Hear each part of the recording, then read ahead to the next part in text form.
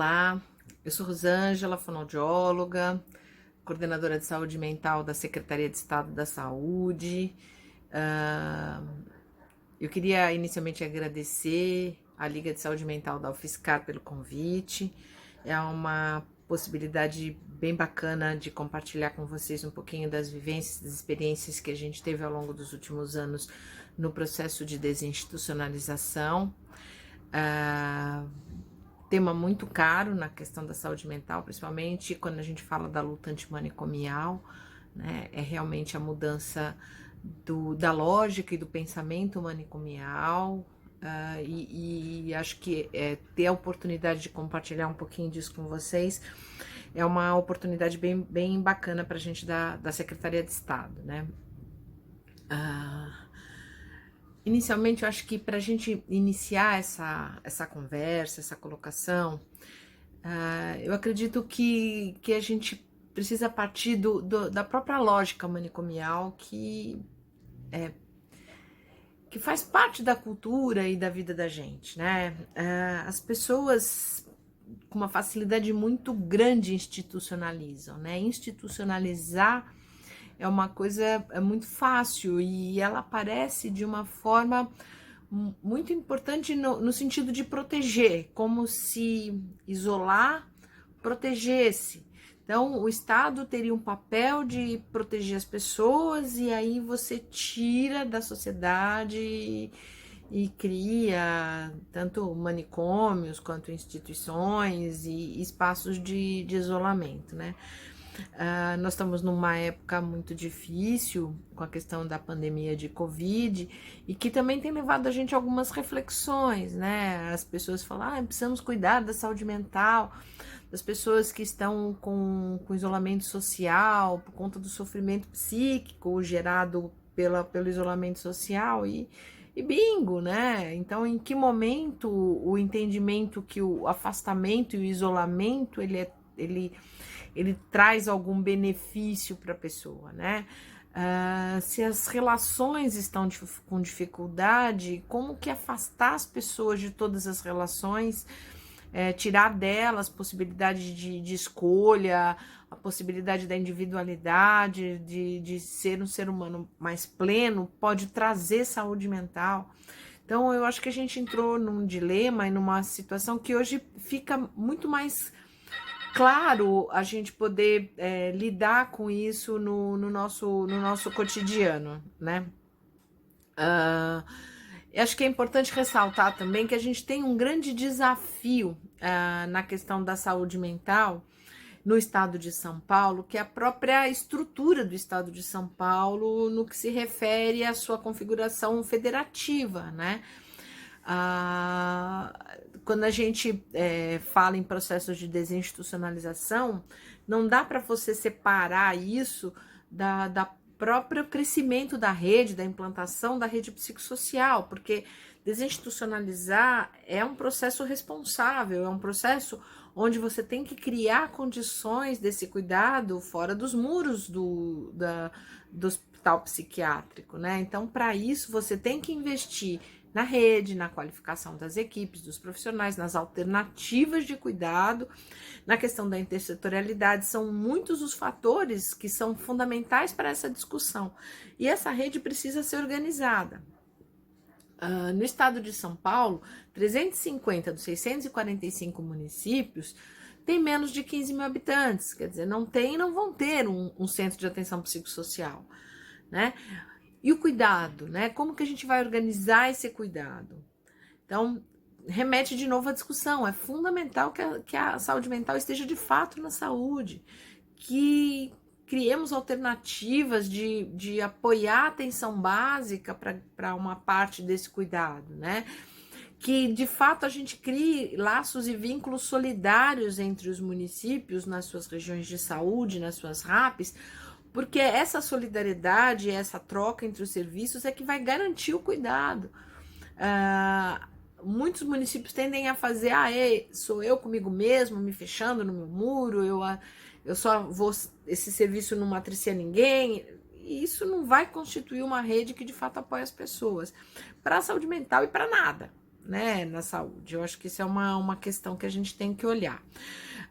Outra coisa importante nessa organização da rede psicossocial para o processo de desiste, assim, continuando na lógica do quantitativo municipal, nós temos 195 municípios, então 350 menos de 15, 195 entre 15 e 70 mil. São serviços que vão ter CAPS 1.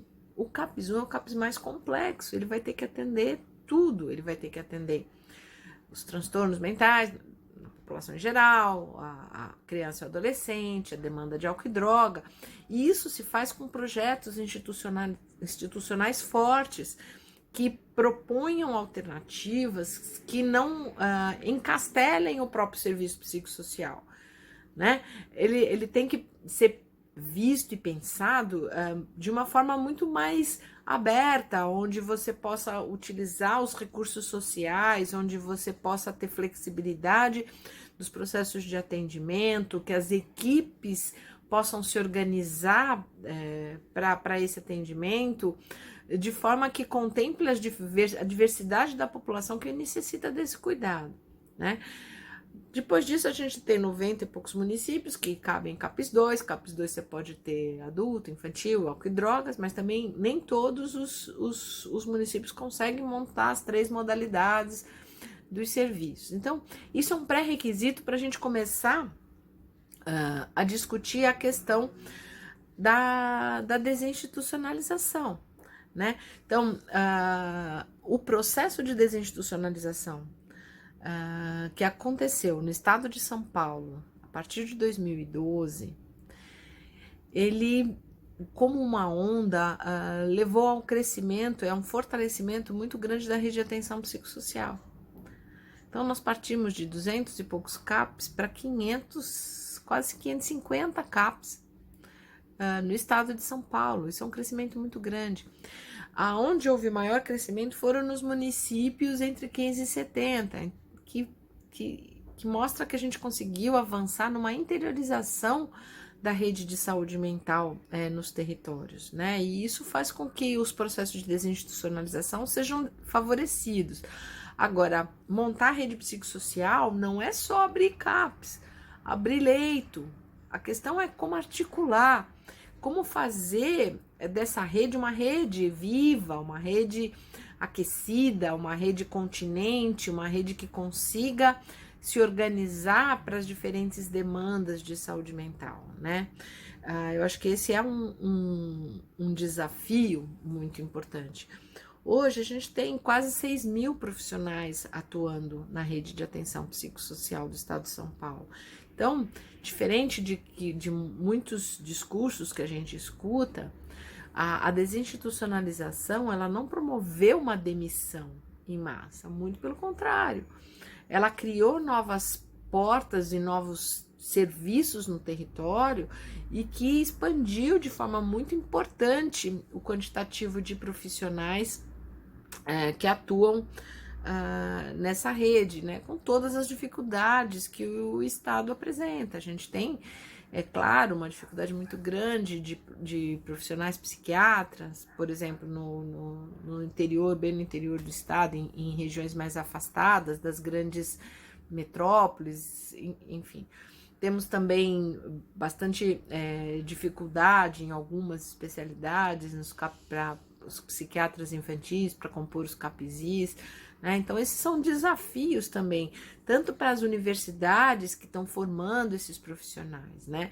A gente também percebe que tem uma grande dificuldade de montar para a rede psicossocial, né? Então, as parcerias com os municípios, para que tenha campos de residência, campos de estágio nos serviços de centro de atenção psicossocial são fundamentais para a formação e para a constituição de uma rede mais potente, né? A quantidade de atenção ofertada por esses serviços é muito grande, é muito grande. Hoje você tem a maior produção, é a produção ambulatorial em saúde mental, né?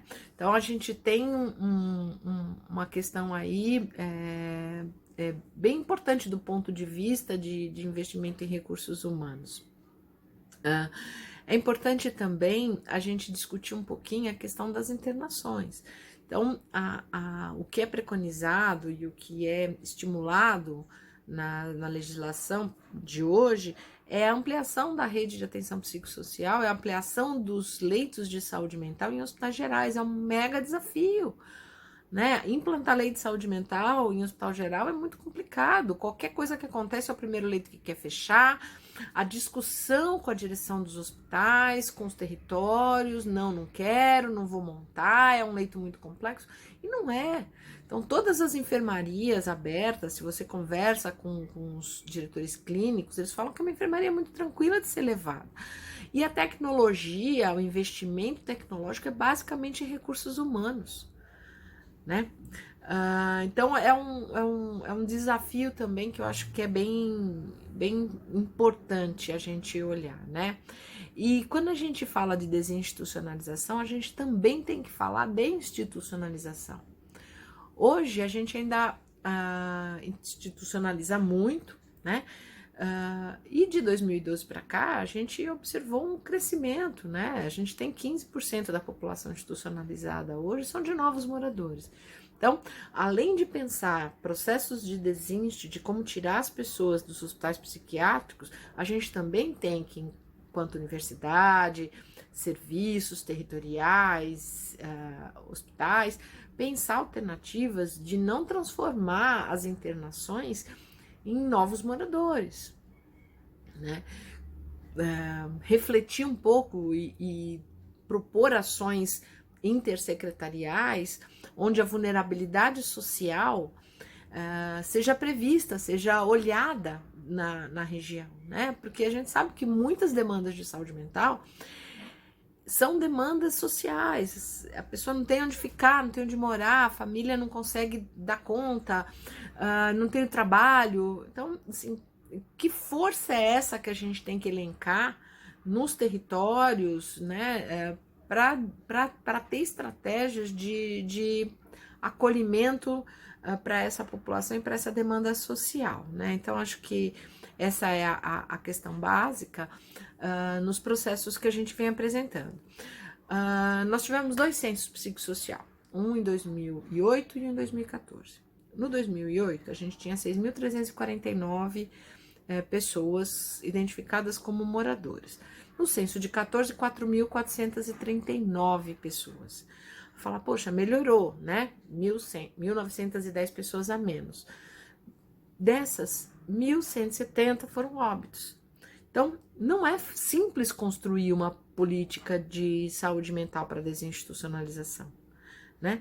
E 81% das pessoas que estavam, elas estavam no censo de 2014, elas já eram do censo de 2008. Então, a gente percebe que é realmente complicado, as pessoas vão ficando e o tempo vai passando, né? Então, o processo de desinstituição do Estado de São Paulo, ele, além dessa demanda que veio no censo psicossocial, também foram identificadas outras demandas. Nós tivemos, no total, aproximadamente 5.500 pessoas envolvidas em todo esse processo de desinstitucionalização, né? Os HCTPs, os pais de custódia, passaram a compor o grupo de moradores a ser desinstitucionalizados. Encontramos instituições clandestinas que funcionavam em alguns territórios e que precisavam ser incluídas no processo de desinstitucionalização. Então foi um desafio muito grande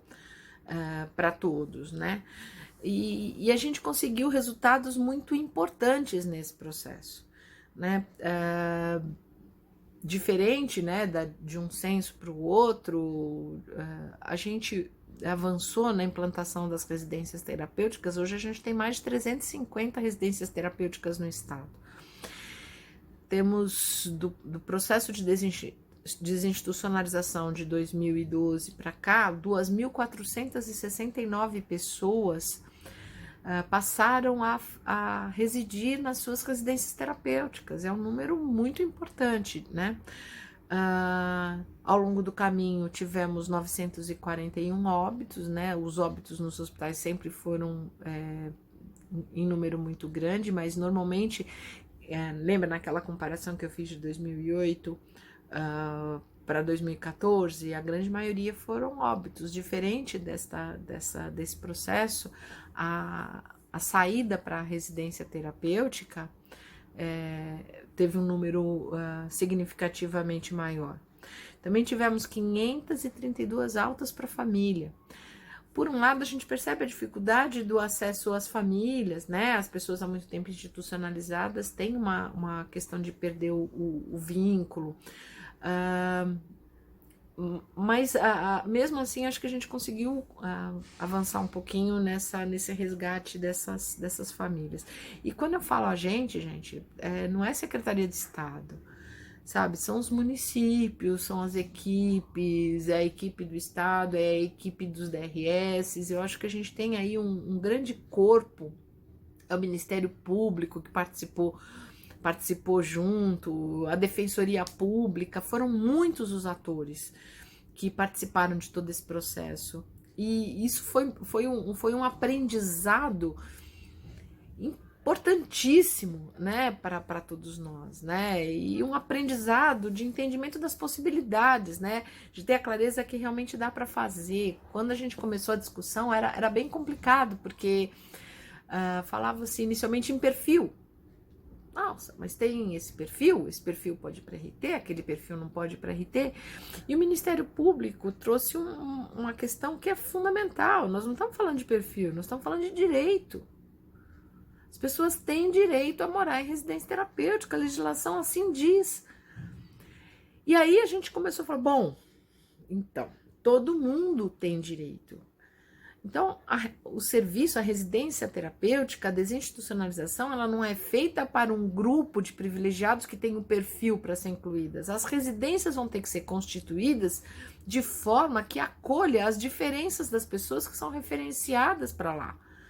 Isso é uma mudança tão importante no paradigma dessa lógica da desinstitucionalização que trouxe para o processo muitas pessoas que com o pensamento do perfil estariam excluídas, né? Seria de novo um grande grupo que ia ser mantido nessa condição de morador de hospital psiquiátrico. Então, acho que o grande avanço também foi rever, junto com os outros olhares das outras instituições, qual é o nosso papel de cumprir a lei, nosso papel de garantir o direito das pessoas, de entender que as pessoas têm possibilidades, porque quando você passa a não olhar o perfil, você tem que acreditar no indivíduo, você tem que, de uma forma amorosa, solidária, acreditar que dá para acontecer, que eles vão conseguir se adaptar.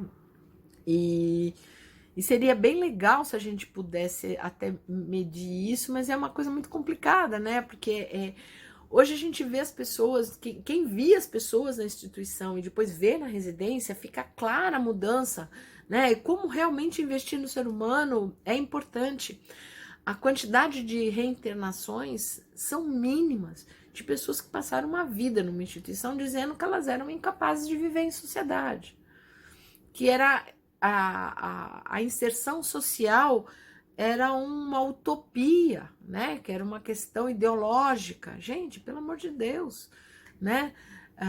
Eu acho que é inviável um Estado como o nosso, um Estado que acolhe tantas pessoas de diferentes etnias, classes, origens, a gente ainda imaginar que a condição de viver numa instituição psiquiátrica é uma boa condição de vida, que a gente vai estar protegendo alguém, né? Não deixar viver não é proteger, né? Proteger é criar condição de fato para que na sociedade essa pessoa consiga o melhor que ela puder conseguir, né? E a gente tem que estar aberto para isso, né? Na possibilidade de cada pessoa, né? Hoje a gente ainda tem quase 1.500 pessoas institucionalizadas, então o processo não terminou.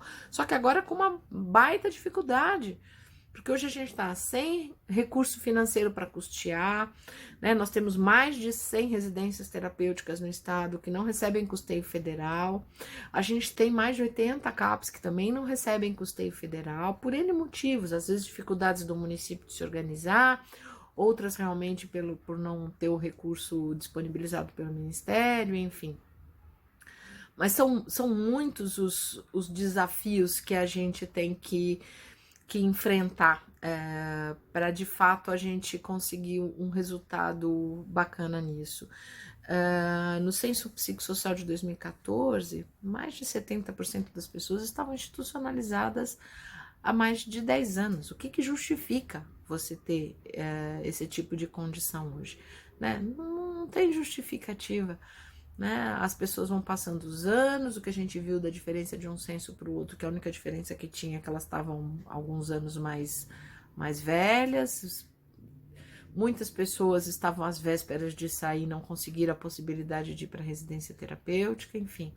Eu acho que é um desafio que está posto, é um desafio que está posto para todas as equipes, eu acho que é um desafio que está posto para as universidades, né?